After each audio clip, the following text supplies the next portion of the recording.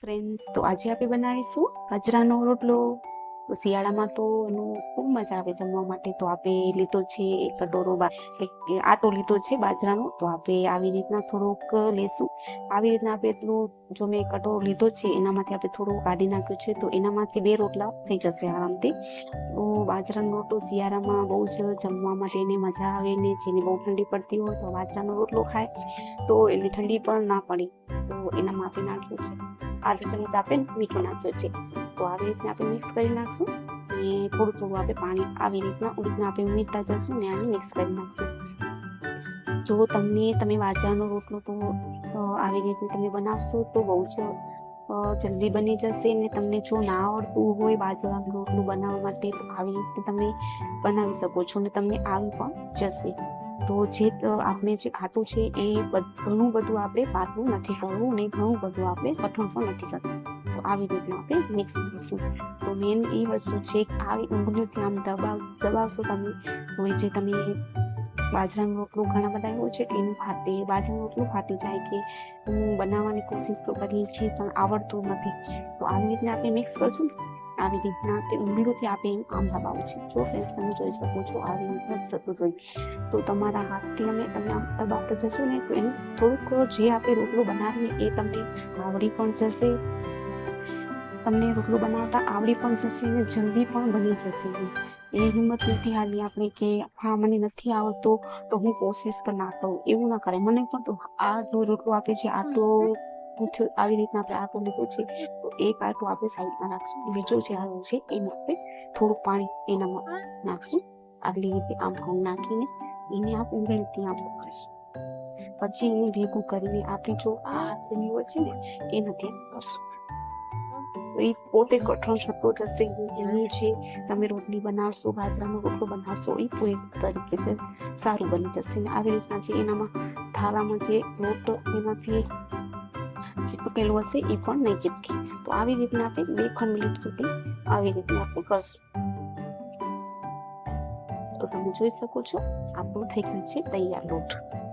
તો હવે આપણે આની ચાણી બનાવવાની છે આવી રીતના.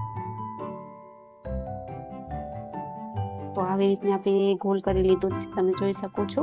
તો હવે આના હાથથી આમ કરવું છે. તમે જોઈ શકો છો કેવી રીતના હું કરું છું. આવી રીતના આપણે કરવું છે. તો આવી રીતના આપણે કરી લીધું. હવે આને આપણે આવી રીતે દબાવવું છે. અંગૂઠાની મદદથી આપણે આવી રીતે કરવું છે. બાજરાનો રોટલો આવી રીતના આપણે કરી નાખ્યું છે. હવે થોડું આપણે પાણી લેશું હાથમાં આવી રીતના, પછી આમ કરતા જશું. તો આવી રીતનું થાય ત્યારે પાણી લેવું આપણે, વળી આમ હાથમાંથી આમ કરવું પાણી, પછી વળી આવી રીતના કરતું જાય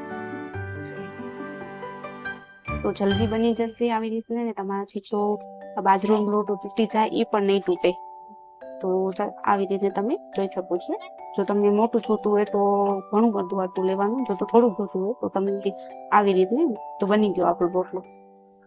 તો તમે જોઈ શકો છો આવી રીતના આપણે રોટલું બની ગયો. તમે જોઈ શકો છો કે ક્યાંથી પણ નથી ફાટ્યો આવી રીતે. તો હવે આપણે પચાવી નાખીશું.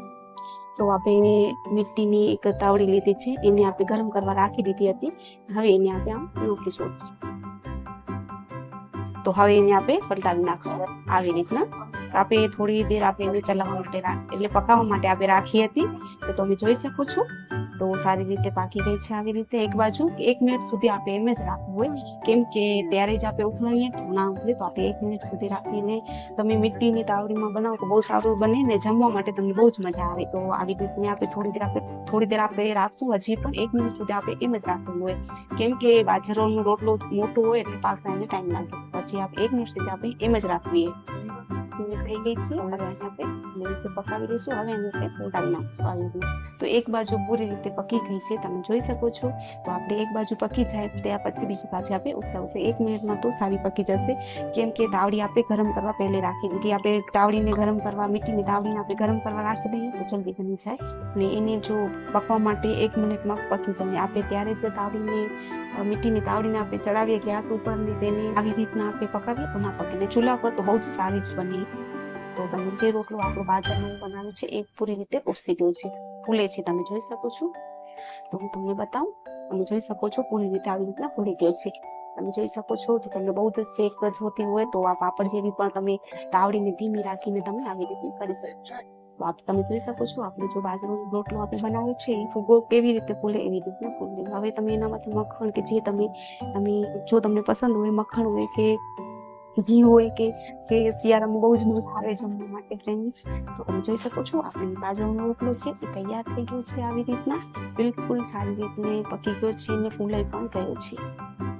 તો તમને જો બાજરાનો રોટલો બનાવવાની તમને જો મારી રીત પસંદ આવી હોય તો મારી વિડીયોને લાઈક સબસ્ક્રાઈબ કરજો. ધન્યવાદ.